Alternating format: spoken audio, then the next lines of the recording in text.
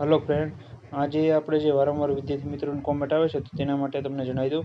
ઘણા વિદ્યાર્થી મિત્રોની કોમેન્ટ આવે કે સર આ બુકની પીડીએફ મળશે અથવા આ બુકની પીડીએફ અમને ટેલિગ્રામમાં સેન્ડ કરો, એવી રીતના મેસેજ આવતો હોય છે. આપણે ઘણી બધી બુકના બુક રિવ્યૂ લાવેલા હોય છે, નવી બુકના રિવ્યૂ લાવતા હોય છે અથવા જૂની બુકના હોય છે વિડીયો, તો તેમાં કોમેન્ટ આવતી હોય છે કે સર અમારે આ બુકની પીડીએફ જોવે છે તો મળશે.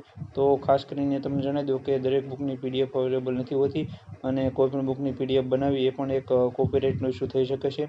તે સંસ્થા અથવા તે કંઈ એકેડેમી જે હોય છે અથવા જે બુક બનાવવાવાળો વ્યક્તિ હોય છે તે કોપીરાઇટનો કેસ કરી શકે છે. એટલે કોઈ પણ બુકની આપણે પીડીએફ નથી બનાવતા. હા, જે બુક માર્કેટમાં અથવા જે કંઈ ગૂગલમાં તમને પીડીએફમાં મળી જતી હોય છે કોઈ પણ બુક સર્ચ કરવાથી, તો તે તમે જઈને ત્યાં જઈને ડાઉનલોડ કરી શકો છો. બાકી અત્યારે હું કોઈ પણ બુકની પીડીએફ નથી બનાવતો.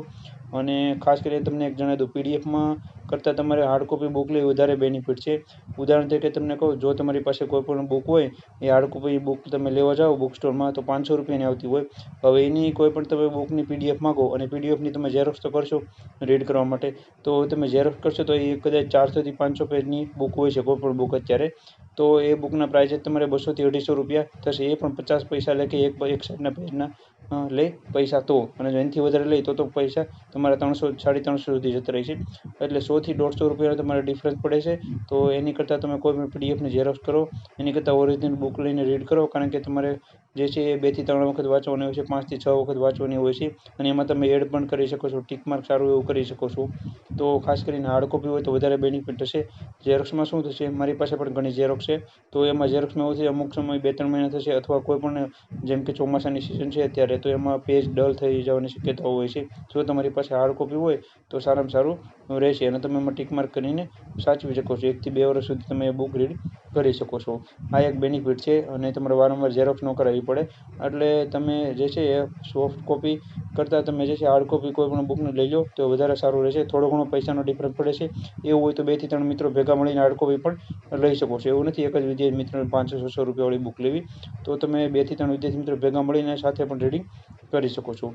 આવી રીતના એક વારંવાર પ્રશ્ન આવે છે ઘણા વિદ્યાર્થી મિત્રોને પીડીએફ માટેનું. તો એક આ હતું. અને આપણી ટેલિગ્રામ ચેનલ છે તો તેમાં ઘણી બધી પીડીએફો મૂકેલી છે જે જૂની અવેલેબલ હતી એ બધી. અને જો ગુજરાત ગવર્મેન્ટની અથવા કોઈ પણ પ્રકાશનની પીડીએફ હશે તો તે આપણી ચેનલમાં તમને મૂકી આપીશ ટેલિગ્રામમાં. તો ખાસ કરીને ટેલિગ્રામમાં જોઈન થઈ જજો, એની લિંક નીચે આપેલી છે.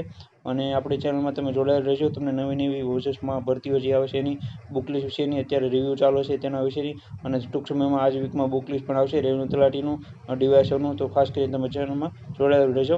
આવી રીતના એક આ વિડીયો હતો, જેથી કરીને ઘણા વિદ્યાર્થી મિત્રોને એવું થતું હતું કે સર આવી રીતના પીડીએફ અમારે જોતી છે, તો તેના માટેનો એક શોર્ટ વિડીયો હતો. તો આવી રીતના એક થોડીક માહિતી હતી. ખાસ કરીને તમે વિદ્યાર્થી મિત્રો આ ધ્યાનમાં રાખજો, તમે પણ કોઈ પણ બુકની પીડીએફ ન બનાવતા. એટલે આવી એક થોડી ઘણી માહિતી હતી. માહિતી ગમે તો લાઈક કરી આપજો, ચેનલમાં ન તો સબસ્ક્રાઈબ કરી આપજો, જેથી કરીને તમને નવા વિડીયોની અપડેટ મળતી રહે. Thank you.